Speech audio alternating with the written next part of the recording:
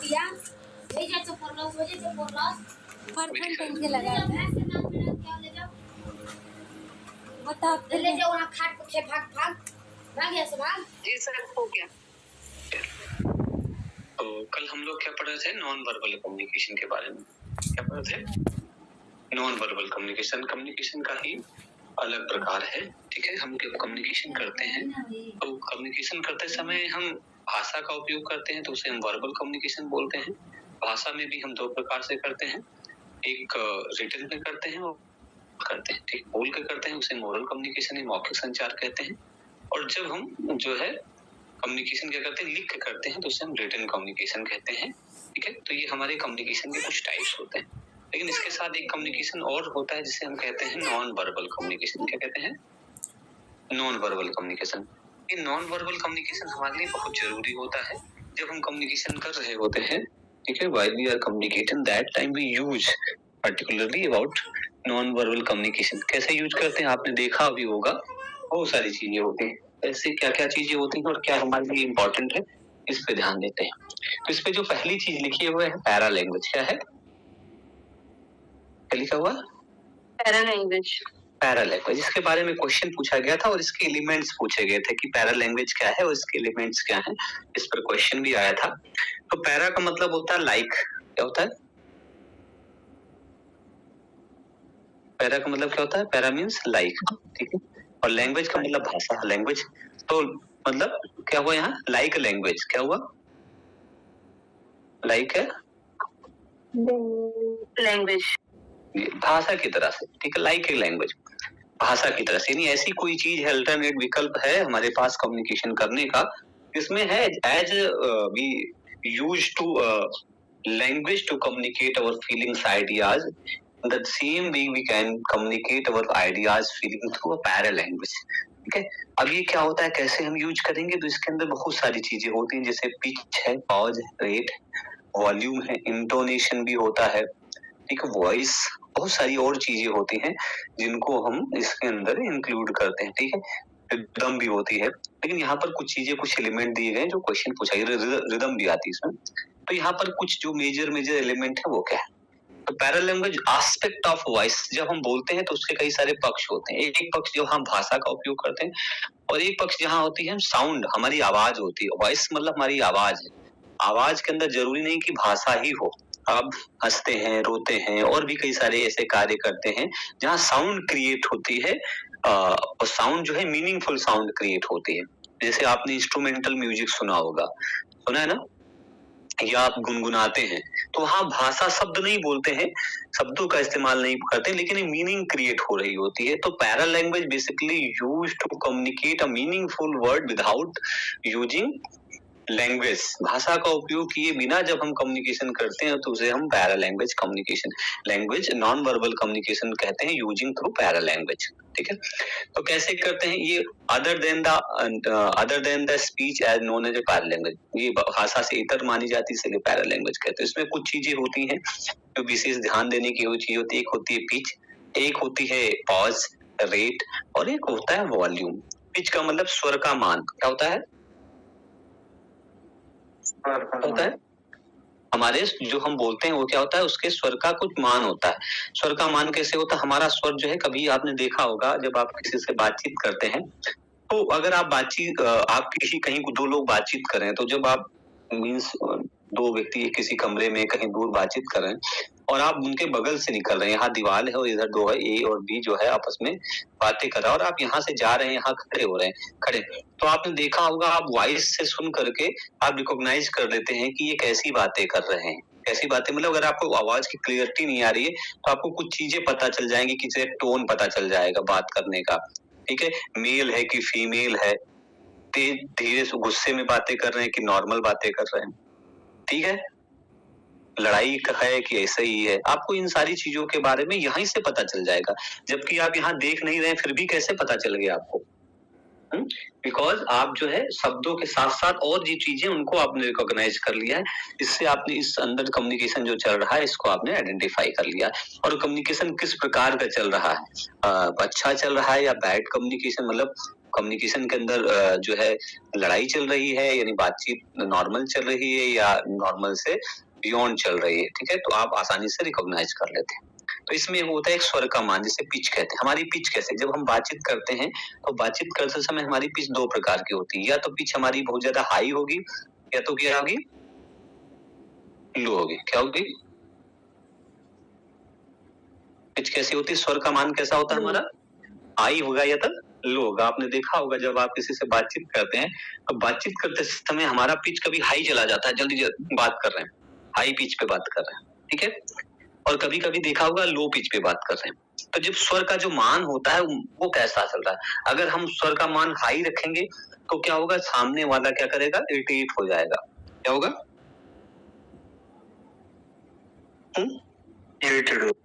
Irritate हो जाएगा। देखा होगा कभी आपने, किसी से आप बातचीत कर रहे हैं लेकिन उसने माइक बहुत करीब रख रखा है और आवाज ऐसी आ रही है, बहुत तेज से आ रही है, मतलब वॉल्यूम तो हाई है लेकिन उसके साथ उसका पिच का जो मान है, स्वर जो आ रहे हैं वो बहुत हाई आ रहे हैं, ठीक है, तो आपको इरिटेशन सा होता है कि ये क्या क्या बोल रहा है, कैसे बोल रहा है, ठीक है। जैसे जो संगीत में खास कर ध्यान दिया, कहते पिच सुधारिए अपनी, स्वर का जो उतार चढ़ाव है उसको बैलेंस करिए, कहाँ पर किस स्वर को ज्यादा ले जाना है और किस स्वर को कम करना है, ये सारे, तो ये स्वर का मान होता है, ठीक है, लो भी और हाई भी, ठीक है। तो हमारा पिच जो होता है लो भी होता है, हाई भी होता है। जब हम किसी से प्यार से बातें कर रहे होते हैं, खुफिया बातें कर रहे होते हैं, तो हमारी पिच बहुत लो होती है। और जब वहीं पर हम किसी से लड़ाई कर रहे होते हैं, झगड़ा कर रहे होते हैं, या ऊंची आवाज में, कहते हैं नहीं, ऊंची आवाज में बात कर, वॉल्यूम बहुत तेज है, पिच भी बहुत तेज है, बोले ऐसे नहीं कह सकते आप, तो वो जो चीजें होती है वह पिच बहुत हाई है, ठीक है। तो ये जो चीजें होती है ये मायने रखती है बातचीत करते समय, ठीक है। तो यहाँ क्या है, non verbal communication. Non verbal communication कैसे हो गया, आप कहोगे तो सर यहाँ तो हम बातें कर रहे हैं, तो कैसे हो गया, बात ये हो गई जब आपकी पिच हाई होती है और जब आपकी पिच लो होती है, तो इससे आपके बातचीत करने के इंटेंशन के बारे में पता चल जाता है कि आप किस तरह की बातचीत कर रहे हैं, ठीक है। आप हाई पिच पे किसी से बातचीत कर रहे हैं तो क्या हो रहा है, शब्दों पे बड़ा जोर डाल के बातें कर रहे हैं, तो क्या मतलब आपके कोई किसी से को चल रहा है, डिबेट चल रहा है, या किसी से लड़ाई चल रही है, या कोई चीज आप किसी चीज को, मुद्दे को लेकर के कोई बहस चल रही है, इसलिए बहुत तीखे जो स्वर का आदान प्रदान हो रहा है, तो यहाँ से आपको आइडेंटिफाई हो जाता है।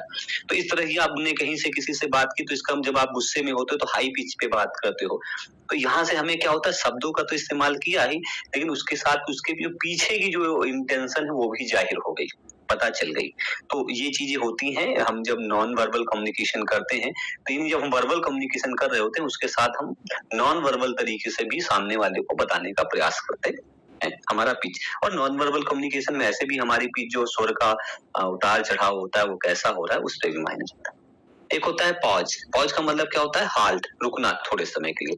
कभी कभी अचानक आप रुक जाते हैं बातचीत करते समय, ठीक है, तो रुकना क्या होता है, रुकने का मतलब क्या है, रुकने की कई सारी चीजें होती हैं, यहाँ पर कई सारे अर्थ निकाले जा सकते हैं कि आप इसलिए रुक रहे हैं कि उस मुद्दे को आप सुनना चाहते हैं, आप कोई सामने वाला कह रहा है तो आपने रुक करके अपनी बात को समाप्त करके आपने उसको सुना, या आप किसी बात को कहते कहते अचानक रुक गए, ठीक है। तो रुकने का मतलब यहाँ कहते हैं कि जो है आप उस चीज को लेकर के काफी गंभीर हैं। क्या है, क्या है,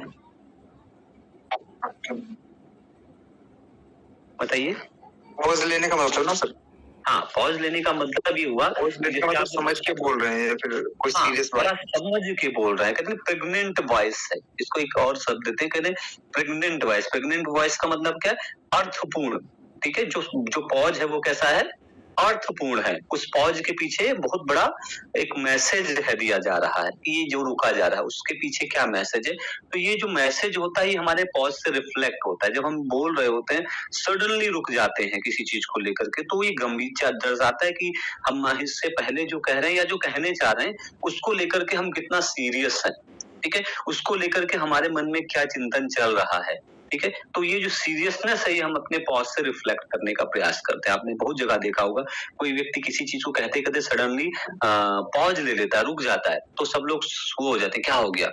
तो वो क्या होने का मतलब क्या है कि वो चीज दर्शाना चाहता है कि जो चीज वो कह चुका है वो बहुत इंपॉर्टेंट था, या जो कहने जा रहा है वो क्या है, मीनिंगफुल है, तो इसलिए वो उसको कहने से पहले वो रुक गया, ठीक है। गंभीर चीज है, अब वो उसको कहेगा, ये बताना चाहेगा, ठीक है। तो ये जो पॉज होता है जब हम बातचीत करते हैं तो ये भी एक मीनिंग क्रिएट करता है, ये हमारा नॉन वर्बल कम्युनिकेशन। कैसे नहीं, कोई रुक गया, क्यों रुक गया, क्या बात हो, ठीक है। एक होता है रेट। रेट का मतलब क्या होता है, किस दर से बात कर रहे हैं। आपने देखा है, और जल्दी बहुत बातें करता है और कोई धीरे धीरे बातें करता है, होता है। yes, तो किस रेट से आप कम्युनिकेट करें, तो ये जो रेट होता है ये भी करता है, बहुत जल्दी बातें करना, बहुत जल्दी करे, कहाँ जाना है, नहीं हो सकती, उसे रेट ही क्यों कहेंगे, कैसे, इसे स्पीड भी तो कह सकते हैं। हाँ स्पीड, यहाँ स्पीड शब्द इस्तेमाल नहीं से करते हैं कि हाँ वॉइस के लिए हम है। स्पीड और फिजिकल एक्टिविटी की बात आएगी कि जो है जैसे हम कोई चीज चलाते हैं तो फटाफट बढ़ाने के लिए होता है, लेकिन यहाँ पर क्या है कि हम कितनी जल्दी किसी चीज को, शब्दों को कितनी जल्दी रिपीट कर रहे हैं, ठीक है, रिपीटेशन ऑफ वॉइस जो है वो कर रहे हैं, तो हम फटाफट जल्दी बोलते चले जा रहे हैं, कहीं बहुत तीव्र गति से बोल रहे हैं। तो यहाँ जो तीव्रता का जो मापन है वो स्पीड नहीं दर्शा रहे हैं, बल्कि वो रेट के माध्यम से कर रहे हैं। रेट क्या होती है, फ्रीक्वेंसी को बताता है। क्या बताता है, फ्रीक्वेंसी।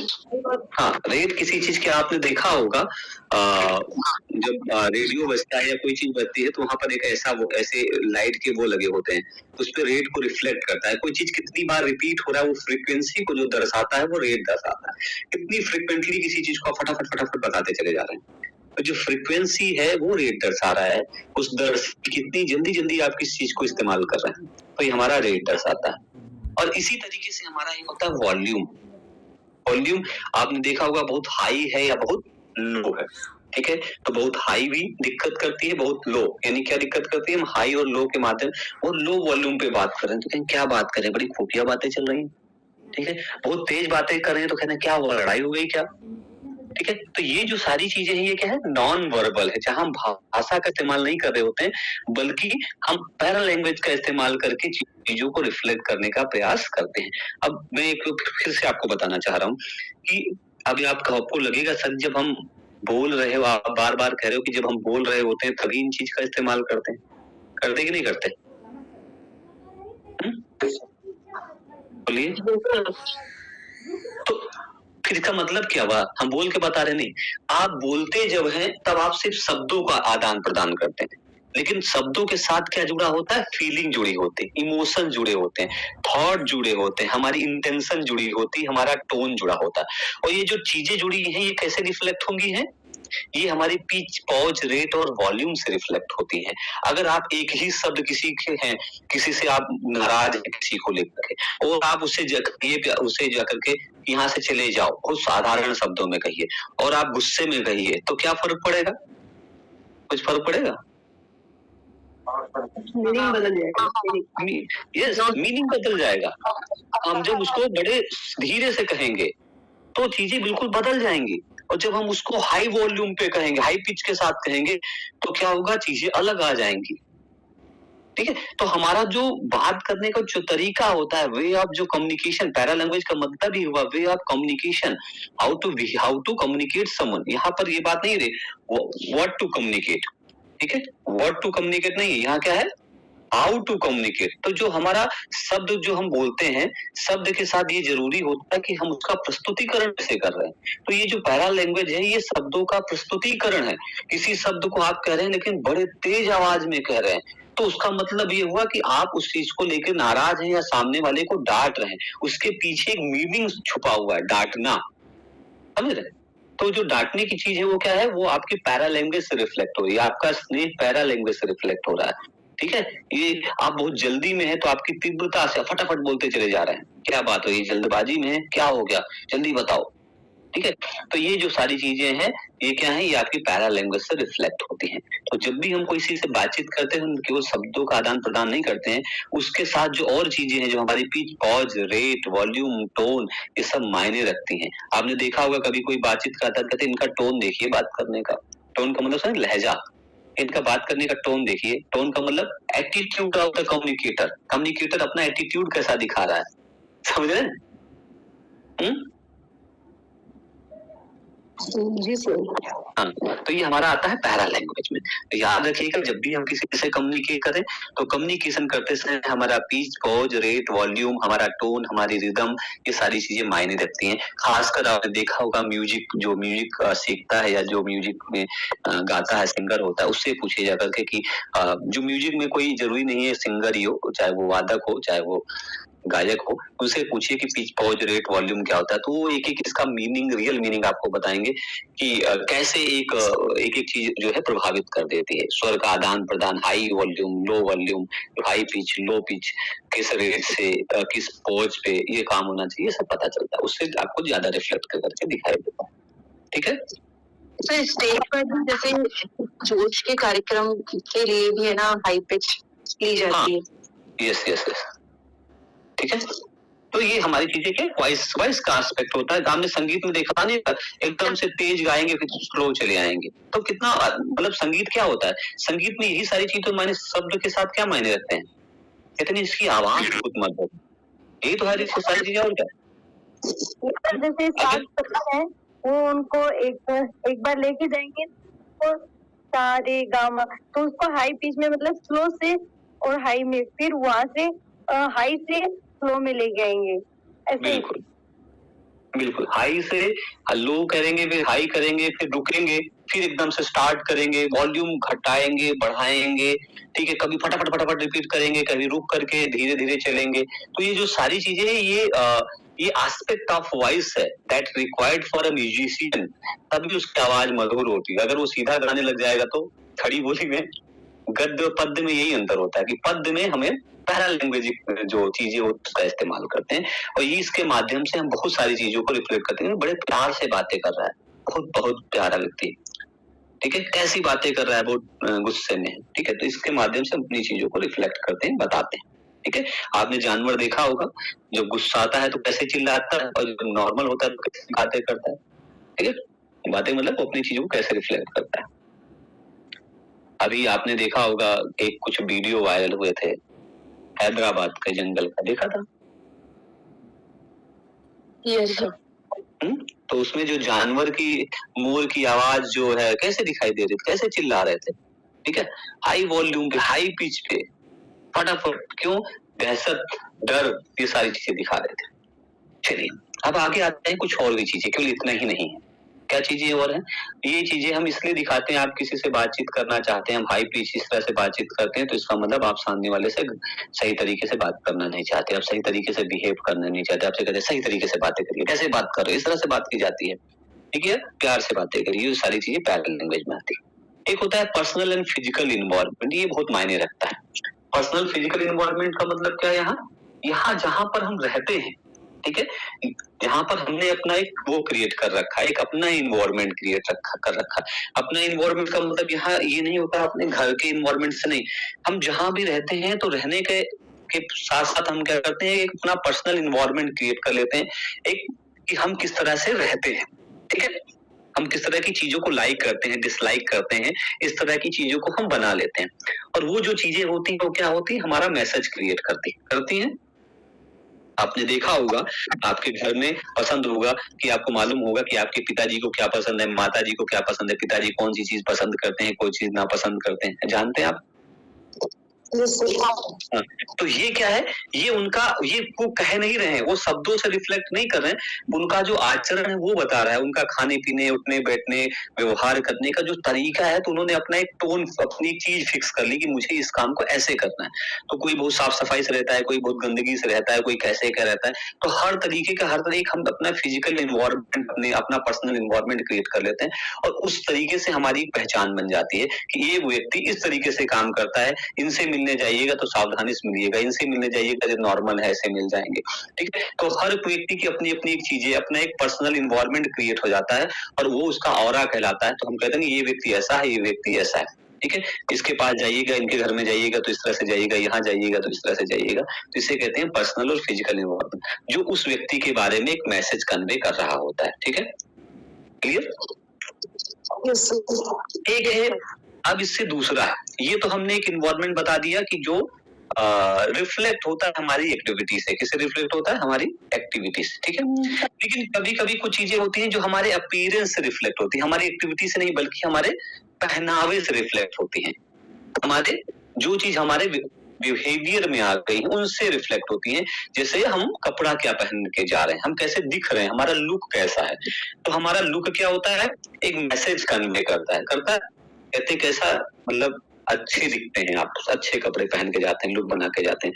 जोकर भी देखा होगा। जोकर में क्या होता है कि वो सिर्फ कपड़े उस तरह के पहन लेता है, ये तो होता है अपना अपीयरेंस वैसा बना लेता है, ठीक है।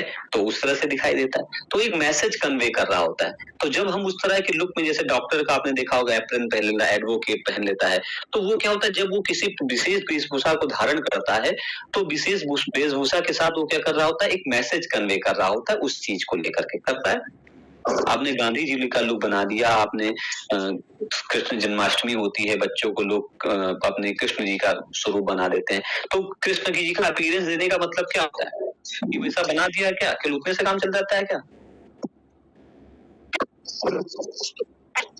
No sir. हम क्या करते हैं, उसके माध्यम से उन चीजों को फील कराने का प्रयास करते हैं। हमको वो चीज फीलिंग आती है कि अच्छा ऐसा स्वरूप है तो इस व्यक्ति में इस तरह के ट्रेट आ जाएंगे। जैसे पर्सनैलिटी जो शब्द होती है, पर्सोना से, पर्सोना मतलब मुखौटा। हम जिस प्रकार का मुखौटा पहनते हैं उसी प्रकार के ट्रेट्स को हम रिफ्लेक्ट कर रहे होते हैं, ठीक है। तो हम जैसी चीजों को वेशभूषा बनाएंगे, अब आप डरावनी वेशभूषा बना के जाओगे तो लोग डर जाएंगे, आप अच्छी वेशभूषा बना के जाओगे तो लोग आपको लाइक करेंगे, ठीक है। एक होता है हमारी प्रॉक्सिमिटीज, ठीक है। ये क्या है, जिसे हम कहते हैं पर्सनल स्पेस। क्या बोलते हैं? हाँ, ये मधु जी माइक ऑन है, ऑफ कर लीजिए, म्यूट कर लीजिए।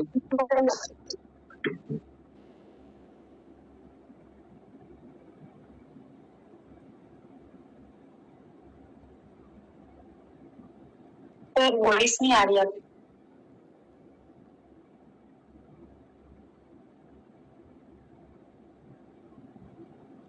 ठीक है, चलिए।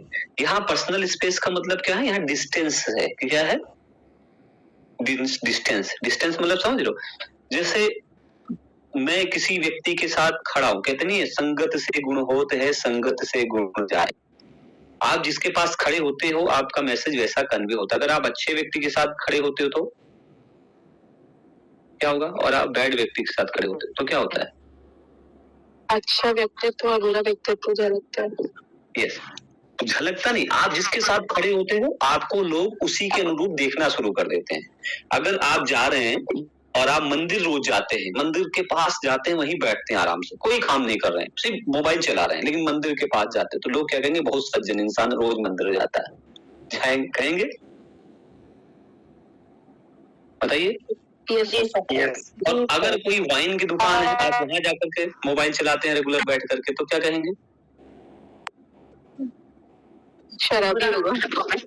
यस, तो हम किस चीज से कितनी दूरी बना के रखते हैं और किस चीज से कितनी नजदीकी बना के रखते हैं, ये हमारा एक मैसेज कन्वे करता है, हिडन मीनिंग। ये जितनी चीजें हम पढ़ रहे हैं सब हिडन मीनिंग है, जिसमें कहना नहीं पड़ रहा है। हमारे करने के तरीके से, हमारे पहनने के तरीके से, हमारे खड़े होने के तरीके से ये सारी चीजें पता चल जाती है। जैसे मान के लो कि दो व्यक्ति हैं, किसी पार्टी में गए हैं, ए और बी पार्टी में गए हैं, ठीक है। तो ए और बी पार्टी में गए हैं, एक मानो हस्बैंड वाइफ है, ए बी, ठीक है। लेकिन ये पार्टी में गए हैं तो एक नॉर्थ में खड़ा और एक साउथ पोल पे की तरफ खड़ा है, ठीक है, बी। और वहीं पर दूसरा एक जोड़ी और है, ए जो है सी और डी की जोड़ी है। ये जहां भी जा रहे हैं साथ साथ जा रहे हैं, तो इनको देख करके लोग क्या कहेंगे? दो अनजान है, दो जानता है, साथ में मतलब जानते हैं दूसरे। दो अनजान व्यक्ति है और दो मतलब जानते हैं एक दूसरे को अच्छे से। नहीं, जानने की बात नहीं है, बोलेंगे कि इन दोनों की आपस में बनती है, नहीं है।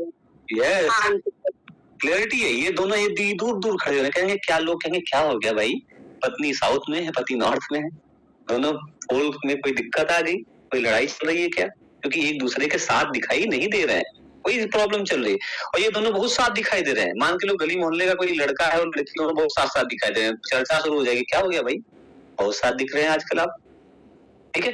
भले ये जो लड़का है बस इसके साथ जाके खड़ा हो जा रहा है, जहां ये जा रहा है वहां चली जा रही है, कुछ नहीं और कर रहा है, कोई दोस्ती कोई जानकारी नहीं है। लेकिन क्या हो जाएगा फिर?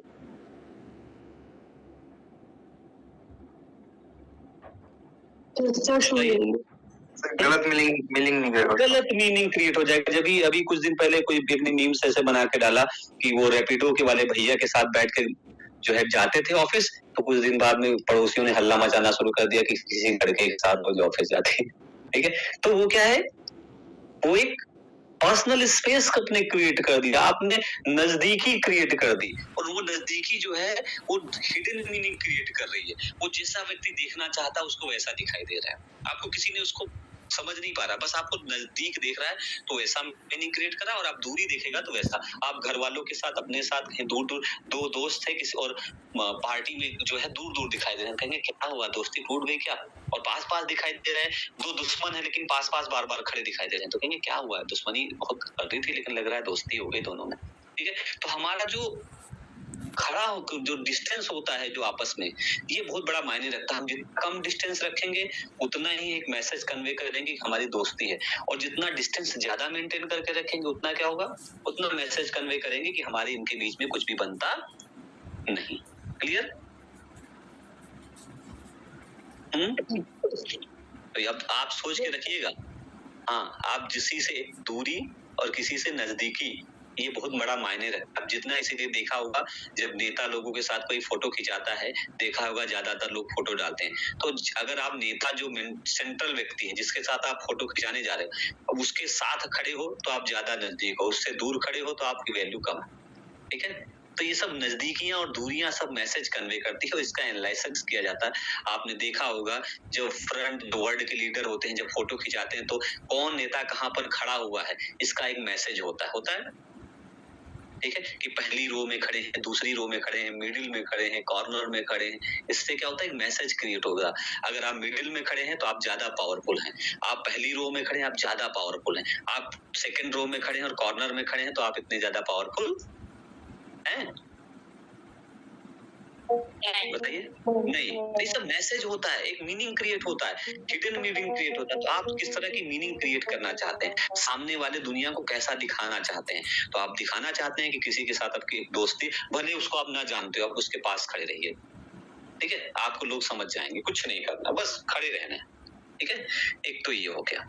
और आपको कुछ दिखाना है, लोग खराब काम करते हैं लेकिन लोग खराब काम करते हैं लेकिन दिखते बहुत अच्छे हैं।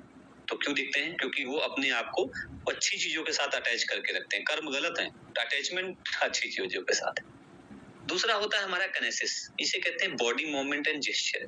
हम कुछ मैसेज अपने जेस्चर के माध्यम से क्रिएट करते हैं या अपनी बॉडी मूवमेंट के माध्यम से क्रिएट करते हैं।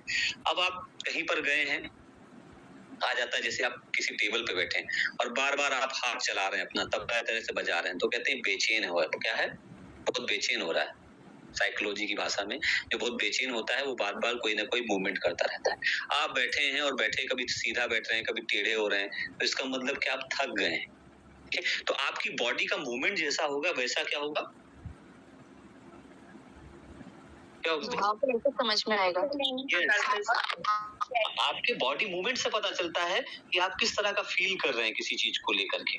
ठीक है, आप बिल्कुल सीधे खड़े हैं, सही खड़े हैं तो अच्छे हैं भाई, और आप बिल्कुल टेढ़े मेढ़े हुए जा रहे हैं बार बार, ठीक है, तो पूछेगा आदमी क्या हुआ भाई, कमर दर्द कर रही है क्या, कोई तकलीफ में हो क्या, होता है कि नहीं, तो ये क्या हुआ भाई, तकलीफ में हो क्या, कोई प्रॉब्लम दिख रही लग रहा है, बार बार छटपटा रहे हो, ठीक है, इधर उधर जा रहे हो, तो हमारी बॉडी का मूवमेंट जैसा होता है उसी प्रकार से चीजें रिफ्लेक्ट होती हैं, बताती हैं।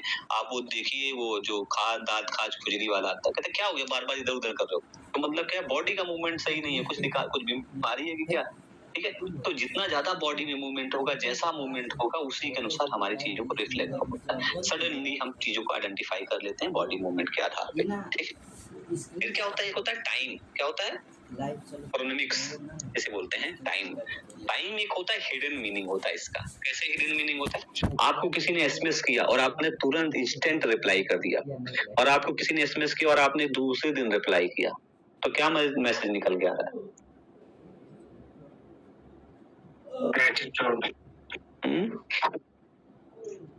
बताइए। कहते हैं मतलब जिनसे खास है तो उनके तो टाइम टू टाइम कर दिए, और जिनका लगा कि हाँ पे कर सकते हैं नेक्स्ट इम्पोर्टेंस नहीं है वो वाली, प्रायोरिटी वाली चीजें।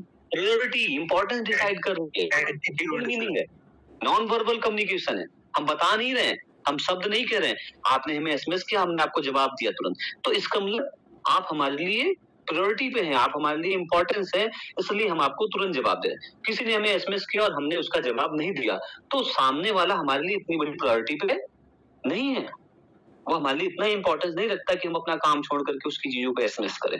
तो ये क्या है, हमारा टाइम जो होता है ये बड़ा मायने रखता है। ठीक है, अगर आपको टाइमली कोई चीज जवाब दे रहा है, टाइमली आपके लिए अवेलेबल है, आपके बोलने पर आपको रिप्लाई मिल रहा है, तो इसका मतलब वो आदमी आपके लिए प्रायोरिटी पर आपको रखता है, और आपके टाइम पर आपको जवाब नहीं दे रहा है, आपका फोन नहीं उठा रहा है, आपको एसएमएस नहीं कर रहा है, और आपने जब कहा ये काम कर तो वो काम उस समय नहीं हो रहा है, तो इसका मतलब कि सामने वाला आपको कोई इंपॉर्टेंस नहीं दे रहा, उतना नहीं दे रहा जितना देना चाहिए। ठीक है, तो समझदार व्यक्ति क्या होते हैं, टाइम से समझ जाते हैं। अगर टाइमली रिप्लाई मिल गया तो समझ जाते हैं, और टाइमली रिप्लाई नहीं मिला तो उनको क्लियर हो जाता है कि हम उनके लिए इतना ज्यादा मायने नहीं रखते। तो ये सारी चीजें ये हिडन मीनिंग है, देखिए इसको आपको समझना पड़ेगा, ये में बोला नहीं जाता है, बिना बोले ही आपको एक मैसेज कन्वे कर दिया। एक होता है हैप्टिक, जिसे आप कहते हैं टच, स्पर्श तो जानते ही, कौन कैसे स्पर्श करता है, जो एनसीईआरटी किताब है उसमें या एनसीटी की वेबसाइट पे चले जाएंगे, छोटे बच्चों को गुड टच और बैड टच सिखाया जाता है, तो आपने जानना होगा गुड टच बैड टच में क्या होता है कि कैसे कहां पर कोई स्पर्श कर रहा है और किस इंटेंशन से कर रहा है, ये सामने वाले जिसको छुआ जाता है उससे पता चल जाता है। तो हम स्पर्श के माध्यम से सामने वाले को मैसेज देते हैं कि हम आपको प्यार से छू रहे हैं, या हम आपको जबरदस्ती छू रहे हैं, हम आपको जो है सिक्योर, आपको सुरक्षित महसूस कराना चाहते हैं, या हम आपको अपने कोई जबरदस्ती कोई इंटेंशन ऐसा भी व्यक्त कर रहे हैं ग्रीड का वो। तो ये गुड टच और बैड टच से किसी के स्पर्श से आपको अच्छा लगता है, आपको सुरक्षित महसूस होता है, और किसी के छूने से आपको ऐसा लगता है कैसे छू लिया इसने मुझे। ठीक है, तो ये जो चीजें होती हैं ये क्या होती है हमारी, ये बिना बोला नहीं जाता, शब्द का इस्तेमाल जरा सा भी नहीं हुआ है, लेकिन नॉन वर्बल तरीके से हमने, टच के तरीके से हमने अपने मैसेज को सामने वाले को कन्वे कर दिया। आपने देखा होगा लोग हाथ मिलाते हैं, देखा होगा कभी कभी, तो लोग हाथ मिलाते हैं, जो दोस्त होते हैं उन प्यार से हाथ मिलाते हैं, दुश्मन कैसे मिलाते हैं, कैसे मिलाते हैं बताओ, हाथ दबा देते हैं पकड़ के।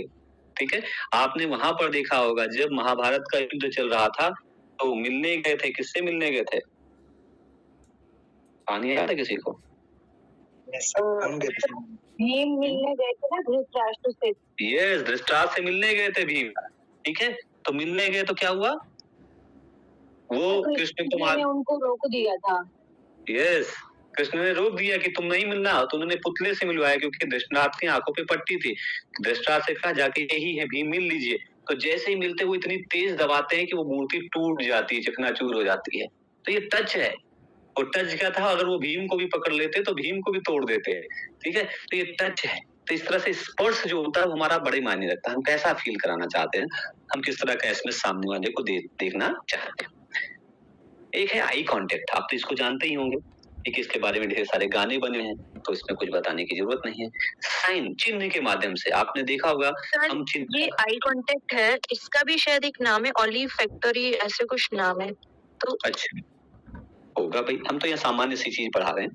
ठीक है, तो आई कांटेक्ट के माध्यम से भी हम क्या है, एक मैसेज कन्वे कर रहे हैं। ठीक है, यहाँ भी होता है, और एक होता है साइन, चिन्ह के माध्यम से। आपने देखा होगा जैसे आप रोड पे जाते हैं, ग्रीन ब्लू येलो लाइट होती है, और उसी तरह से आप रास्ते में जाते हैं तो साइन बोर्ड लगे होते हैं, जगह जगह मेल फीमेल के साइन लिखे होते हैं, घर में हम लोग फैन के और ट्यूबलाइट के साइन लगा देते हैं। तो चिन्ह लगाने से क्या होता है कि वहां लिखना, शब्दों का उपयोग नहीं करना पड़ता है, और उससे हमें पता, देख करके पता चल जाता है।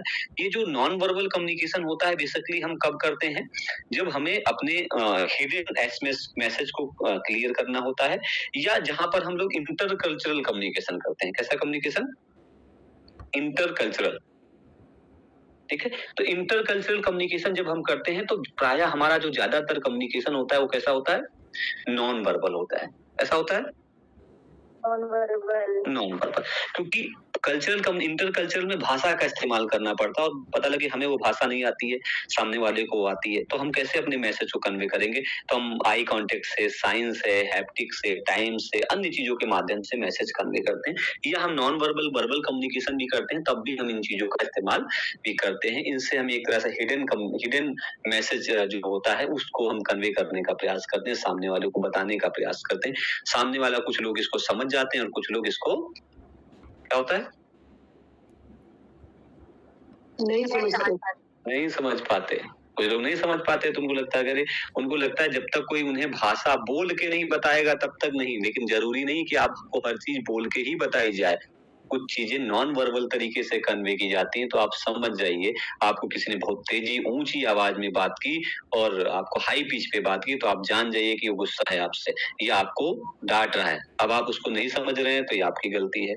आपको किसी ने पर्सनल इन्वॉल्वमेंट अपना क्रिएट कर रखा कि मैं तो ऐसे रहता हूँ, मैं इस तरह से रहता हूँ, मेरे घर में साफ सफाई रहती है, तो इसका मतलब एक मैसेज कन्वे करना चाहता है कि हम इस तरह की सोसाइटी को बिलोंग करते हैं, हम इस तरह की सोसाइटी में नहीं रहते हैं, हम इस तरह से नहीं खाते पीते हैं, हम इस तरह से नहीं पहनते कपड़े, हमारा स्टैंडर्ड ऐसा है। अपने स्टैंडर्ड को दिखाता है इसके माध्यम से। अपने कपड़े पहनने का अपने पहन करके जो आता है वो अपीयरेंस को दिखाता है कि मैं किस प्रकार का व्यक्ति हूँ। अपना जैसा वो कपड़े जैसे अपीयरेंस बना के आएगा, तो कुछ लोग पावरफुल दिखाने के लिए देखा होगा सोने की चैन, घड़ी और दुनिया भर की चीजें बना के आते हैं। वो इसको दिखाना चाहते हैं कि मेरे पास ये है, मेरे पास वो है, ठीक है। वो मैसेज कन्वे करना चाहते हैं अपनी चीजों को लेकर के, जो उनके अंदर चल रहा होता है। टाइम हमारा जो डिस्टेंस हमारी चीजों को बताता है, ठीक है। हमारी बॉडी मूवमेंट, हमारा जेस्चर, हमारा समय, हमारा टच और आई कांटेक्ट और चिन्ह, ये सारी चीजें क्या है, नॉन वर्बल कम्युनिकेशन के प्रकार हैं। इनके माध्यम से हम बिना कहे, बिना शब्दों का इस्तेमाल किए अपना संदेश पहुंचाने का प्रयास करते हैं, ठीक है। अब हमारे पास आता है इसके एडवांटेज क्या है, हम क्यों करते हैं, इसके कुछ तो फायदे होंगे। एक, प्रोवाइड क्लियरिटी। क्या होता है?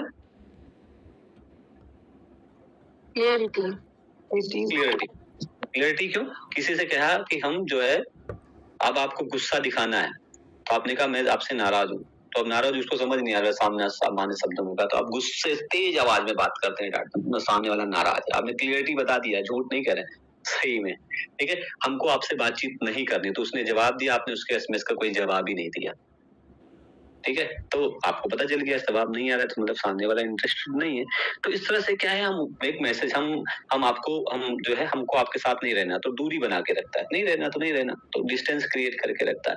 तो इस प्रकार से एक क्लियरिटी है, ज्यादा क्लियरिटी बता, शब्दों से कहना और उसको करके दिखाना, दोनों में ज्यादा अंतर होता है। तो यहाँ पर क्या है, एक तरह से हम उस चीज को क्रिएट करके दिखा रहे हैं, ठीक है। तो ज्यादा क्लियरिटी आ रही, शब्दों में कहने में और करने में ज्यादा अंतर होता है। कहने में आपने कह दिया, विश्वास नहीं करता, लेकिन जब आप उसी चीज को करके दिखाते हैं तो आपकी ज्यादा क्लियरिटी रहती है, ज्यादा स्पष्टता रहती है, ठीक है। Substitute of verbal communication. Verbal communication का एक सब्स्टिट्यूट, जब हम कोई बात वर्बल कम्युनिकेशन से नहीं समझा पाते तो उनका इस्तेमाल करते हैं फिर नॉन वर्बल का। क्या इस्तेमाल करते हैं?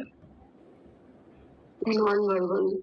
हाँ, हम फिर नॉन वर्बल का इस्तेमाल करते हैं, क्योंकि वर्बली हम किसी चीज को कैसा फील करा रहे हैं, तो हम स्पर्श करके बताने का प्रयास करते हैं कि हम आपको सिक्योर फील करा रहे हैं। हम आई कांटेक्ट के माध्यम से बताने का प्रयास करते हैं, हम टच, और बहुत सारे तरीके हो सकते हैं। तो हम ये सब्स्टिट्यूट है, जब हम क्लियरिटी नहीं दे पाते, जैसे किसी को बता रहे खाना खाने चलोगे, वो नहीं समझ पा रहा, तो हम खाने का उसे इशारा करते हैं, चलोगे, ठीक है। तो ज्यादा क्लियरिटी, हम उसको सब्स्टिट्यूट होता है, हम उस तरह से नहीं बता पा रहे हैं, तो इस तरीके से बताने का प्रयास करते हैं। यूजुअली लिटरेट पीपल होते हैं, जिनको भाषा की जानकारी नहीं होती, अनपढ़ लोग होते हैं, उनके लिए इस तरह के कम्युनिकेशन का प्रयास करते हैं। और खासकर जैसे एनिमल हैं, जैसे छोटे बच्चे हैं, ऐसी स्थिति में भी हम नॉन वर्बल कम्युनिकेशन से के माध्यम से मैसेज करने का प्रयास करते हैं। इम्पैक्टफुल एंड इफेक्टिव होता है नॉन वर्बल कम्युनिकेशन, वर्बल की अपेक्षा ज्यादा इफेक्टिव होता है, क्योंकि ज्यादा मीनिंगफुल मैसेज जो है क्रिएट करता है इसके माध्यम से, ठीक है। अब आप किसी के प्रति कैसी निगाह रखते हैं, आप स्पर्श से जितने अच्छे से बता पाएंगे उतने अच्छे से ऐसे नहीं बता पाएंगे, सामने वाला बिल्कुल तुरंत समझ जाएगा, ठीक है। रिड्यूस वेस्टेज ऑफ टाइम, बताने की अपेक्षा आप उसको ऐसे बता दीजिए, आपको क्लियरिटी ज्यादा हो जाएगी, बहुत कम, क्योंकि जब आप शब्दों का इस्तेमाल करते हैं तो आपको सारी चीजें बतानी पड़ती है। यहाँ आप बहुत कम चीजों के माध्यम से, आप क्लियरिटी के माध्यम, जैसे आपने देखा होगा साइन मेल और फीमेल का बना होता है, तो महिला पुरुष लिखने की जरूरत नहीं, साइन बना हुआ सब समझ जाएंगे, ठीक है। समय भी कम लगता है समझने में, अंडरस्टैंडिंग में, ठीक है। Useful for specially abled people जो स्पेशली एबल्ड होते हैं, कैसे वीआई पीपल है, तो जो वीआई पीपल होता है उसको तो बोल करके सुन करके, लेकिन जो एचआई पीपल होता है, हियरिंग इम्पेयर्ड, जो सुन नहीं पाता, वो क्या करेगा, उसके लिए साइन लैंग्वेज होती है ना, देखा होगा, इशारों से सब समझ जाते हैं, बातें करते हैं, ठीक है। या जो ब्रेल लिपि होती है विजुअल इम्पेयर्ड के लिए, उनके लिए तो पढ़ने का एक तरीका डेवलप किया, वो स्पर्श करके पढ़ के सब पता लगा लेते हैं, जो देख नहीं पाते हैं वो भी स्पर्श करके पता लगा लेते हैं सारी चीजों के बारे में। उनकी हियरिंग क्षमता ज्यादा होती है, वो सुनते हैं और सुनने के बाद वॉइस को रिकॉग्निशन करके आइडेंटिफाई कर लेते हैं, उनको कोई स्पर्श करता है तो उससे वो आइडेंटिफाई कर लेते हैं। तो ऐसी बहुत सारी चीजें होती हैं जो डिसेबल्ड दिव्यांग लोग होते हैं वो नॉन वर्बल कम्युनिकेशन का ज्यादा इस्तेमाल करते हैं, ठीक है। इसके नुकसान क्या है, कुछ डिसएडवांटेज भी है कि लॉन्ग कन्वर्सेशन नहीं पॉसिबल, अगर लंबी लंबी बातें करनी है आपको, बड़ी बातें करनी है, तो क्या पॉसिबल है?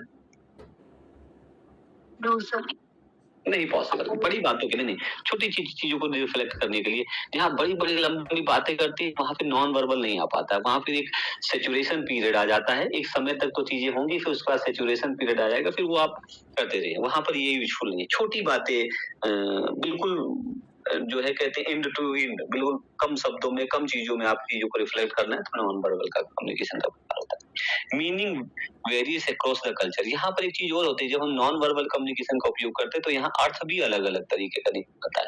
अर्थ मतलब समझ लो, जैसे आपने मान के लो कि आप हम लोग इमोजी भेजते हैं, ठीक है, तो इमोजी का मतलब अलग अलग होता है। मान के लो किसी इमोजी को हमने आपको भेजा, अब कोई इमोजी भेजी तो उसका देखा कभी कभी कुछ इमोजी का मतलब क्या होता है, जैसे रेड है, रेड का मतलब क्या, आदमी सामने वाले को गुस्सा दिखा रहा है, लेकिन कुछ ऐसी इमोजी होती है जिसका मतलब सबको नहीं मालूम होता है, ठीक है, तो उसका मतलब क्या है वो अलग अलग तरीके से दिखा सकता है, ठीक है, दिखा सकता है, बना सकता है।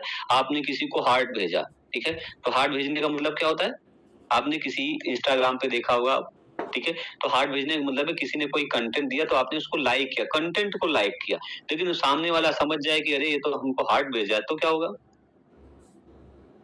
बताओ, मीनिंग कैरियर आउट डिफरेंट। तो यहाँ पर क्या है कि अलग अलग मीनिंग, ऐसे बहुत सारे शब्द होते हैं, ऐसी बहुत, आप किसी को आपने आंखों के इशारे के माध्यम से कहा बैठ जाओ, उसने कुछ और समझ लिया तो क्या होगा, ठीक है। तो यहाँ जब हम किसी को कोई मैसेज कन्वे करना चाहते हैं तो मैसेज वो हमने अपनी तरफ से तो किया, लेकिन वो सामने वाला उसको किस रूप में समझ रहा है इसके ऊपर डिपेंड करता है, ठीक है। आप कहना छोड़ चाहते हो और समझ हो कुछ आ रहा है, कुछ और ही। कुछ हो रहा है तो फिर गड़बड़ हो जाएगा, ठीक है। तो ऐसे में क्लियरिटी बहुत कम होती है, तो इसमें क्या होता है, कभी कभी उल्टा परिणाम निकल आते हैं कि जो है आप दूर से किसी को इशारा कर दो गेट बंद कर दो, और उसको सुनाई दे रहा है, दूर से समझ नहीं आया, उसको लगा कि गेट खोल दो, उसने गेट खोल दिया, तो क्या होगा, गड़बड़ हो जाएगा ना, ठीक है। तो ये सारी चीजें, फिर क्या है, माइट डिस्टोर इन्फॉर्मेशन, इसमें इन्फॉर्मेशन जो है बदल जाती है, परिवर्तन हो जाती है, ये सामने वाले के ऊपर डिपेंड करता है कि वो चीजों को किस रूप में समझ रहा है। तो जैसे मैंने लिखा हुआ है, लिखे हुए में क्या होता है, ज्यादा क्लियरिटी होती है क्योंकि स्पष्ट लिखा हुआ है, लेकिन जब हम किसी को एसएमएस हम नॉन वर्बल के माध्यम से समझाने का प्रयास कर रहे हैं तो सामने वाला समझ नहीं पाता कि कहना क्या चाह रहा, हो सकता है हमारा कहने का मतलब कुछ और सामने वाला कुछ और, तो जो इन्फॉर्मेशन, जो रियल इन्फॉर्मेशन होती है उसमें बदलाव हो जाते हैं, और ऐसे में क्लियर नहीं होता। दूसरा क्या, इम्प्रेसाइज होता है, वैगी होता है, अस्पष्ट ज्यादा होती है। ऐसे प्रकार के जो कम्युनिकेशन होते हैं इनमें क्लियरिटी ज्यादा नहीं होती, अस्पष्टता होती है, और जब अस्पष्टता होती है तो कम्युनिकेशन करना कठिन हो जाता है, आसान नहीं होता जितना कि वर्बल कम्युनिकेशन। इसीलिए ज्यादातर जो होते हैं वर्बल कम्युनिकेशन होते हैं, क्योंकि वर्बल कम्युनिकेशन में क्लियरिटी ज्यादा होती है, वही नॉन वर्बल में इतनी ज्यादा क्लियरिटी नहीं होती है, इसलिए लोगों को भाषा सीखनी पड़ती है, भाषा का इस्तेमाल करना पड़ता है, ठीक है। तो ये हमारा हो गया नॉन वर्बल कम्युनिकेशन के टाइप, जहां हम भाषा का इस्तेमाल न करके हम अशाब्दिक, हम अपने व्यवहार के माध्यम से चीजों को रिफ्लेक्ट करने का प्रयास करते हैं, कम्युनिकेशन करने का प्रयास करते हैं। एक होता है ग्रुप कम्युनिकेशन, समूह संचार होता है। समूह संचार उसे कहते हैं जब हम किसी समूह में बैठ करके बातचीत करते हैं। समूह जो होता है वो ऑर्गेनाइज्ड होता है, ये किसी एम्प्लॉय का भी हो सकता है, बच्चों का भी हो सकता है, सामान्य हो सकता है। छोटे समूह होते हैं 2, 3 या 20 तक होते हैं, बड़े समूह होते हैं 100, 200 के होते हैं। समूह के अंदर आपको बताया था कि समूह का एक एम होता है और समूह के सदस्य आपस में परिचित होते हैं, इसलिए हम समूह कहते हैं। अगर समूह के सदस्य आपस में परिचित ही नहीं है, समूह का कोई उद्देश्य नहीं, तो वो समूह नहीं कहलाएगा। जैसे आप किसी पार्टी में गए हैं, ठीक है, तो पार्टी में क्या होता है, कुछ लोगों का एक ग्रुप होता है जो आपस में परिचित होते हैं और जान पहचान के होते हैं और एक उद्देश्य के तहत इकट्ठा हुए। लेकिन आपने देखा होगा कि आप 10 लोग हैं, अलग अलग है, कोई जान पहचान नहीं है, तो हम उसे समूह नहीं कहेंगे, क्योंकि आपस में कोई जान पहचान नहीं, जानने वाला नहीं, इसलिए। इसके साथ एक होता है क्लासरूम कम्युनिकेशन। क्लासरूम कम्युनिकेशन वो कम्युनिकेशन होता है जो विद्यार्थी और शिक्षक के बीच में होता है। जो हम लोगों ने जब टीचिंग एप्टीट्यूड पढ़ रहे थे तो वहां पढ़ाता है कि टीचिंग क्या है। Teaching is a goal oriented activity that happen in the classroom. ठीक है, किसके बीच में होता है? क्लासरूम में क्या होता है? It happen between the class in the classroom between teacher and student। दो लोग कम्युनिकेट करते हैं और बातचीत होती है, इंटरेक्शन होता है, अंतःक्रिया होती है, तभी शिक्षण के उद्देश्य की प्राप्ति होती है। ठीक है, तो यहाँ क्या होता है? कम्युनिकेशन के माध्यम से नॉलेज ट्रांसफर होता है। इफेक्टिव क्लासरूम कम्युनिकेशन होता है जिससे बच्चे को ज्यादा से ज्यादा चीजें सीख पाती हैं, तभी वो लर्निंग आउटकम बेहतर कर पाता है। ठीक है, तो ये हम इसे क्लासरूम कम्युनिकेशन कहते हैं। अब इसमें कुछ चीजें, कुछ क्वेश्चन पूछे गए थे, कुछ क्वेश्चन को हमने इस पे लिख दिया है, उसको आइडेंटिफाई करते हैं। क्या क्या चीजें थी? Effective classroom communication is the basis of good educational outcome. Question पूछा गया था कि अगर गुड आउटकम चाहिए तो हमें क्या करना होगा? तो गुड आउटकम के लिए क्या है? इफेक्टिव क्लासरूम की आवश्यकता होती है कम्युनिकेशन की। क्यों? क्योंकि यहाँ पर नॉलेज ट्रांसफर होना है। क्या होना है? ज्ञान का आदान प्रदान होता है। और ज्ञान का आदान प्रदान होने के लिए क्या जरूरी है? भाषा, संचार जरूरी। जितना बेहतर संचार होगा उतने ही सही तरीके से ज्ञान का आदान प्रदान होगा। और अगर संचार सही तरीके से नहीं हुआ तो ज्ञान का आदान प्रदान बदल जाएगा, सही से होगा नहीं, तो हमारा जो लर्निंग आउटकम है वो सही से नहीं आएगा। तो इफेक्टिव कम्युनिकेशन होना जरूरी है। इफेक्टिव कम्युनिकेशन हमेशा बेहतर जो है रिजल्ट प्रोवाइड करता है। इसीलिए कहा जाता है कि खासकर जो टीचर होता है, अध्यापक जो है, अगर वो प्रभावी संचार नहीं कर पा रहा है तो वो सही तरीके से अपने ज्ञान को बच्चों तक नहीं पहुंचा पाएगा। ठीक है, studies confirm that teacher who communicate better lead classroom to better grade and retention rate while higher drop out rate are partially attribute to poor classroom communication. Question पूछा गया था कि अगर गुड क्लासरूम कम्युनिकेशन होगा तो क्या फायदे होंगे? तो उससे क्या होता है? Better lead classes to better grade. इससे जो क्लासरूम के जो बच्चे होते हैं उनका जो रिजल्ट आता है, जो आउटकम होता है वो बेटर होता है, ज्यादा अच्छा आता है। क्यों अच्छा आता है? क्योंकि बच्चों तक सही तरीके से संदेश पहुंचाया जा चुका है, पहुंच चुका है, बच्चे उसको समझ चुके हैं, इसलिए वो ज्यादा अच्छे तरीके से कर पाएंगे, रिटेंशन कर पाएंगे, जो एसएमएस दिया गया उसको याद कर पाएंगे, और जब बेहतर याद कर पाएंगे, रिवाइव कर पाएंगे, तभी एग्जाम में उसका उत्तर दे पाएंगे। अगर कम्युनिकेशन क्या हुआ है? बैड हुआ है, अच्छा नहीं हुआ है, तो इससे क्या होगा? इससे ड्रॉप आउट रेट बढ़ जाएगा। आपने ड्रॉप आउट रेट मतलब बच्चे क्लास छोड़ के जाना शुरू कर देंगे, समझ नहीं पाएंगे, और जब क्लास में बैठ के पढ़ेंगे ही नहीं तो क्या होगा? फिर उनका जो ग्रेड है वो कम आ जाएगा। ठीक है, तो बेटर जो है कम्युनिकेशन होना जरूरी है, अच्छा संचार होना जरूरी है एक शिक्षक के लिए। तो खासकर कुछ ऐसे पद हैं, कुछ ऐसी चीजें हैं जहां पर एक संचारकर्ता जो है उसे अच्छा होना चाहिए, जैसे एंकर करने वाला, जैसे ऑडिटर है, जैसे रिसेप्शनिस्ट है, जैसे जो है रेडियो पे जो प्रोग्राम है, रेडियो होस्ट करने वाले, जैसे टीवी पे होस्ट करने वाले, जो ये लोग होते हैं, इनका बेस्ट कम्युनिकेटर होना जरूरी है, इफेक्टिव कम्युनिकेशन होना जरूरी है, तभी ये बेहतर तरीके से चीजों को आप तक पहुंचा पाते हैं। Good teacher communication can encourage learning about expression, persuasion, self-advocacy and questioning। अगर अच्छा संचार होता है एक शिक्षक का तो उससे एक फायदा ये होता है कि जो विद्यार्थी होते हैं उनको एक उत्साह मिलता है, encouragement मिलता है, learning about expression, वो एक क्या करते हैं? एक्सप्रेस कर पाते, अभिव्यक्त कर पाते। संचार अगर अच्छा नहीं होगा तो विद्यार्थी कभी भी अपनी बातों को अपने शिक्षक तक नहीं पहुंचा पाएगा, और जब शिक्षक तक नहीं पहुंचा पाएगा तो उस प्रश्न का उत्तर भी नहीं पा पाएगा, तो प्रश्न वैसा का वैसा रह जाएगा। तो इसलिए जरूरी है कि एक बेहतर कम्युनिकेशन हो, जिससे विद्यार्थी अपनी बात अपने अध्यापक तक पहुंचा पाए, और जब अध्यापक तक पहुंचा पाएगा तो उसका उत्तर मिलेगा। एक पर्सुएशन हो, आपस में इंटरेक्शन हो, सेल्फ एडवोकेसी हो, बच्चा खुद जो उसको लगे, जहां डाउट लगे, जहां चीजें लगे वो कह पाए। ठीक है, और शिक्षक उसका जवाब दे पाए, प्रश्न उत्तर हो, आपस में ओपन एंडेड क्वेश्चन आंसर हो, ताकि बेहतर तरीके से चीजों को रिजॉल्व किया जा सके।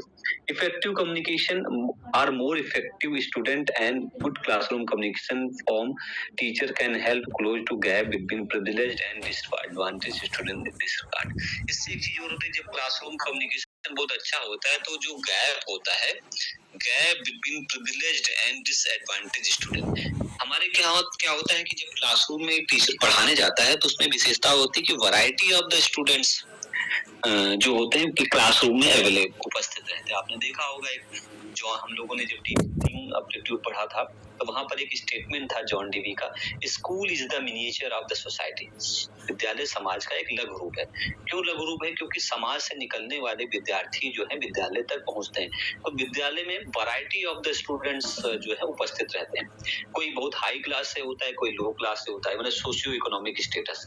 कोई किसी के माता पिता बहुत हाई स्टैंडर्ड डॉक्टर हैं, इंजीनियर हैं, किसी अच्छे पद पे पोस्टेड हैं, किसी के घर पे माता पिता रिक्शा चला रहे हैं। तो एक वैरायटी जो है वो बच्चों की पहुंचती है, और जब वैरायटी पहुंचती है तो गैप बहुत बड़ा होता है क्लासरूम में। कोई किसी चीज को बहुत जल्दी समझ पा रहा है, कोई किसी चीज को समझने में समय लगा रहा है, किसी की कम्युनिकेशन स्किल, लैंग्वेज एक्सपर्टीज अच्छी है, किसी की लैंग्वेज एक्सपर्टीज इतनी अच्छी नहीं है। तो ऐसे में गैप क्रिएट हो जाता है। उस गैप को फिल करने का काम एक टीचर का होता है, अध्यापक का होता है, क्योंकि उसे क्या करना है, दोनों लोगों को लेकर चलना है। जो हाई स्टैंडर्ड है उनको भी लेकर चलना है, जो डिसएडवांटेज बच्चे हैं, खासकर जैसे वो बच्चे जो उनका लैंग्वेज बैकग्राउंड अच्छा नहीं हुआ, वो बच्चे जिनका सोशियो इकोनॉमिक बैकग्राउंड अच्छा नहीं हुआ, वो बच्चे जो माइनॉरिटीज कम्युनिटी से आ रहे हैं, वो बच्चे जो खासकर फीमेल स्टूडेंट्स आ रहे हैं, जिनको घर पे बहुत सारे ऐसे बच्चे होते हैं जिनको बोलने का मौका नहीं दिया जाता है। तो ऐसे में वो स्कूल में एक प्लेटफॉर्म तलाशते हैं कि हमें वहां बोलने को मिले। तो जो गैप क्रिएट होता है, उस गैप को फुलफिल करने की जिम्मेदारी टीचर की होती है, और टीचर जो उसको इफेक्टिव प्रभावी तरीके से उसको उस प्रॉब्लम को देखेगा, संभाल लेगा, तभी इस तरह की चीजों उस गैप को फुलफिल कर पाएगा। अदरवाइज वो गैप मेंटेन हो जाएगा तो बच्चे के बीच में बच्चों के लिए गैप होगा, साथ साथ वो अध्यापक के लिए भी एक बड़ी समस्या उत्पन्न हो जाएगी। अब जो कैटेगरीज आप क्लासरूम कम्युनिकेशन होता है, यहाँ भी वर्बल भी होगा, नॉन वर्बल, कोई भी कम्युनिकेशन होगा, या तो वर्बल होगा या तो नॉन वर्बल। क्लासरूम में टीचर क्या करता है, जैसे अभी हम आपको पढ़ा रहे हैं तो हम ज्यादातर वर्बल कम्युनिकेशन कर रहे हैं, ठीक है। नॉन वर्बल कम्युनिकेशन क्या होता है, जब हमारी क्लास जो होती है वो फेस टू फेस होती है। कैसी होती है? फेस टू फेस क्लासरूम में क्या होता है, teacher use verbal communication along with non verbal communication. कैसे उपयोग करता है? आपके सामने वो मुस्कुराता है, वो गुस्सा होता है, वो आपके सामने एक्टिविटी करता है, फेशियल एक्सप्रेशन करता है, साइन चिन्ह के माध्यम से खड़े हो जाओ, बैठ जाओ, ठीक है। वो बॉडी जेस्चर का इस्तेमाल करता है, वो पॉज लेता है, वो पिच, बहुत सारी ऐसी चीजों का इस्तेमाल जो है वो ड्यूरिंग द क्लासरूम जो है इंस्ट्रक्शन आवर्स में करता है। लेकिन ऑनलाइन क्लास में ये चीजें अवेलेबल नहीं हो पाती क्योंकि फिजिकल अपीयरेंस नहीं है, तो ऐसे में वर्बल कम्युनिकेशन का ज्यादा जो शाब्दिक संचार है उसके माध्यम से ही आप तक संदेश पहुंचा पाता है, और अपीयरेंस नहीं है तो पता भी नहीं चल पाता। तो ये हमारे कम्युनिकेशन के कुछ प्रकार हैं। अब हमारा जो है वो सबसे इम्पोर्टेंट, एक तो नॉन वर्बल कम्युनिकेशन से काफी क्वेश्चंस पूछे जाने हैं आपसे, और उसके बाद जो क्वेश्चन पूछे जाने हैं वो क्लासरूम कम्युनिकेशन से जो हमने पढ़े अभी की क्या क्या एडवांटेज होते हैं, क्या डिसएडवांटेज होते हैं हमारे क्लासरूम इफेक्टिव कम्युनिकेशन का, जो इफेक्टिव नहीं होता तो क्या डिसएडवांटेज होते हैं। अब हमारे पास सबसे जो इम्पोर्टेंट है वो इंटर कल्चरल कम्युनिकेशन के बारे में कई क्वेश्चन पूछा जाता है। अंतर संस्कृति संचार, जैसे अंतर संस्कृति मतलब एक दो संस्कृति, दो से ज्यादा हो सकती है। भारत जो है विविधताओं का देश है, मल्टीपल कल्चर्स के लोग यहाँ रहते हैं, बहुत सारी, पंजाब, हरियाणा, राजस्थान, हर जगह। हमारे यहाँ कहते हैं कोस कोस पे पानी बदले, चार कोस पे वाणी। अगर आप एक कोस पे चले जाओगे तो क्या होगा, पानी बदल जाता है। क्या बदल जाता है? पानी पानी का टेस्ट। हाँ, चार कोस पे चले जाओगे तो वाणी, भाषा, बोलने, बोली बदल जाती है। बोली और भाषा में अंतर होता है। बोली क्या है? बोली और भाषा। भाषा हो सकता है वो भी हिंदी बोल रहा है और आप भी हिंदी बोल रहे हो, लेकिन दोनों के क्या होता है, वे ऑफ टॉकिंग में अंतर आ जाता है। कैसे बोलते हैं, लहजा क्या है बोलने का, ठीक है, पिच क्या है, साउंड क्या है, इन सारी चीजों में अंतर आ जाता है, ठीक है। तो उसे कहते हैं बोली। क्या कहते हैं? बोली मतलब जिसे बोला जाता है, और भाषा जिसे लिखने और पढ़ने में और बोलने में इस्तेमाल, तीनों में किया जाता है, लेकिन बोली केवल बोलने में इस्तेमाल किया जाता है, उसे हम कहते हैं बोली है, ठीक है। तो बोली इसलिए बहुत है, भाषाएं कम। भाषाएं वो है जो उनका जो लिपिबद्ध कर दी गई, ठीक है। तो अलग अलग जगह की अलग अलग बोली होती है, ठीक है। क्या होती है? क्या होती है? अलग अलग बोली होती है, चार कोस में बदल जाती है। तो ऐसे में क्या है कि भारत में विविधताएं बहुत हैं, और जब विविधताएं बहुत हैं तो हम कैसे एक इंटर कल्चरल कम्युनिकेशन का, अंतर संस्कृति संचार, और जब बोली बदलती है तो केवल जब पानी बदल रहा है, बोली बदल रही है, तो इसका मतलब है रहन सहन, खान पान, आचार विचार के कुछ तरीकों में भी कुछ ना कुछ परिवर्तन आ रहे हैं। ये परिवर्तन क्यों आते हैं? ये परिवर्तन के कई सारे कारण होते हैं। उनमें सबसे बड़ा कारण जो है वो जियोग्राफिकल एरिया है, हमारा भौगोलिक स्थिति है। अब कश्मीर की भौगोलिक स्थिति अलग है तो वहां पर उसी के अनुसार खान पान की व्यवस्था होती है। अगर राजस्थान की भौगोलिक स्थिति अलग है, नॉर्थ में चले जाओगे वहां की भौगोलिक स्थिति अलग है, तो जहाँ की भौगोलिक स्थितियां अलग होती है वहीं के अनुसार उनका खान पान होता है, वहीं के अनुसार उनकी संस्कृति होती है। तो क्या होता है, उनके अनुसार वो चीजें बन जाती है। तो जब चीजें बन जाती हैं तो हमें ध्यान में रखना होता है कि हम जब वहां जा रहे हैं तो किस प्रकार का संचार करें ताकि हमारा और उसके साथ एक अच्छा टाइप हो जाए। अगर किसी दूसरे संस्कृति के व्यक्ति से आप मिल रहे हैं, जैसे हमारे यहाँ एक चीज बताएं, कॉमन चीज आपने देखा, हिंदू और मुस्लिम, देखा काफी भयंकर की लड़ाइयां होती है, ठीक है, सुना होगा आपने। अभी एक सुप्रीम कोर्ट का निर्णय आया है, आज आया है कि जो कुछ जगह महाराष्ट्र में ऐसा कहा गया कि वहां मराठी भाषा लिखी जाएगी। क्या लिखी जाएगी? मराठी। जो साइन बोर्ड लगेंगे दुकान के सामने वो किसमें लगेंगे? मराठी में लगेंगे, ठीक है, कोई उर्दू भाषा में नहीं लगेंगे, उर्दू में नहीं लगेंगे, मराठी में लगेंगे। तो सुप्रीम कोर्ट ने निर्णय दिया कि उर्दू क्या है? एक भाषा है, वे ऑफ कम्युनिकेशन है। उर्दू को आप जबरदस्ती मुस्लिम के साथ नहीं जोड़े, ठीक है। उर्दू मुस्लिम की भाषा नहीं है। उर्दू क्या है? क्या भाई? भाषा है, ठीक है। उर्दू, हाँ, उर्दू मुस्लिम की प्रॉपर्टी नहीं है कि आप ये समझ रहे हो कि जो उर्दू बोलता है वो मतलब वो मुसलमान है। हम हिंदी बोलते हैं तो हम हिंदू हैं, नहीं। भारत में अनेक भाषाएं बोली जाती हैं, विविध प्रकार, जैसे उड़िया है, तमिल है, तेलुगु है, इसी तरह से उर्दू भी एक माध्यम है, उर्दू भी एक भाषा है। तो भाषा को आप ये नहीं कर सकते कि आप महाराष्ट्र में रहते तो मराठी नहीं। उर्दू बहुत पहले से चली आ रही है, ठीक है। जैसे बाकी भाषाओं का जन्म हुआ है वैसे उर्दू का भी जन्म हुआ है, ठीक है। तो हम उर्दू का भी उपयोग करेंगे, उर्दू में भी साइन बोर्ड लगेंगे। जिनको उर्दू समझ में आती है वो उर्दू में पढ़े, जिनको मराठी समझ में आती है मराठी में पढ़े। तो ये क्या है? भाषा किसी का माध्यम नहीं, किसी की प्रॉपर्टी नहीं है। भाषा क्या है? वे ऑफ कम्युनिकेशन है, भाषा है मीडियम ऑफ कम्युनिकेशन है, प्रस्तुतिकरण करने का एक माध्यम है। तो अलग अलग संस्कृति के अलग अलग चीजों के अनुसार चीजें बदलती हैं। तो ऐसे में एक संस्कृति के जब दूसरे संस्कृति के साथ संचार करते हैं तो हमें ये ध्यान रखना होता है कि हम जिस संस्कृति की व्यक्ति से संचार करने जा रहे हैं उनमें कौन सी चीजें क्या है, किस प्रकार से अभिव्यक्त की जाती है। अगर हमें अभिव्यक्त करना नहीं आएगा, हमें ये जानकारी नहीं, जैसे गाय, भारतीय संस्कृति में गाय क्या होती है? बहुत पूजनीय होती है, बताइए। लेकिन अब यही चले जाइए, यही आप ईसाई में चले जाइए तो क्या वहां पूजनीय होती है? नहीं होती। तो अगर कोई ईसाई कल्चर का व्यक्ति और आपके सामने आपके घर पे आता है और वो गाय के बारे में, वो लोग मांस खाता है, मतलब आप भारत में भी मांस खाने वाले लोग हैं, नॉन वेजिटेरियन बहुत सारे लोग हैं, नॉन वेज खाने वाले बहुत से, मानो दोनों दो दोस्त हैं, नॉन वेज खाते हैं, एक ईसाई भी है, दोनों इकट्ठा हुए और उसने का डिमांड की। तो कई सारे डिमांडिंग आते हैं कि अलग अलग प्रकार के मीट भी होता है, कोई मुर्गा खाता है, कोई क्या खाता है। किसी ने अगर बीफ की डिमांड की तो इसके सामने अगर ये हिंदू है और बीफ की डिमांड कर देगा तो क्या होगा? लड़ाई हो जाएगी, कलेश हो जाएगा। क्यों झगड़ा हो जाएगा? क्योंकि हमारे लिए वो पूजनीय है, हम अलग दृष्टिकोण रखते हैं। तो ऐसे में क्या, अगर इसको ये हमारे यहाँ आ रहा है तो इसको जानकारी होनी चाहिए कि किस चीज को हम प्रेफर करते हैं, किस चीज को हम प्रेफर नहीं करते हैं। हमारे यहाँ कल्चर में कौन सी चीज ऐसी है जो एक्सेप्टेबल है, कौन सी नहीं एक्सेप्टेबल है। तो ऐसे में जब डिफरेंट कल्चर के व्यक्ति से आप बातचीत करते हैं तो हमें ये सोच के चलना पड़ता है कि हम बात करते समय अपने शब्दों पर विशेष ध्यान दें कि हम जिन शब्दों का चयन करने जा रहे हैं बातचीत के दौरान, क्या वो शब्द उस संस्कृति में क्या वेटेज रखते हैं। अगर उन शब्दों का एक नकारात्मक वेटेज है, प्रभाव है, तो आप उन शब्दों से बचिए। सकारात्मक शब्दों का उपयोग करिए, उन शब्दों का उपयोग करिए जिससे आप उनसे जुड़ पाएं। और उस शब्दों का अगर आप उपयोग नहीं करेंगे तो बहुत जल्दी आप उनसे दूरी बना लेंगे, ठीक है। चलिए, धन्यवाद, शुभ रात्रि। सर एक क्वेश्चन पूछना था। पूछिए। सर नेट के एग्जाम के लिए क्या अटेम्प्ट अभी फिक्स्ड हो गए हैं क्या?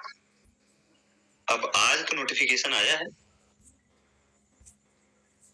अभी आज ही नोटिफिकेशन आया तो मैंने देखा नहीं है। अभी मैं देखता हूँ, पढ़ता हूँ और कल की जो क्लास होगी वहां मैं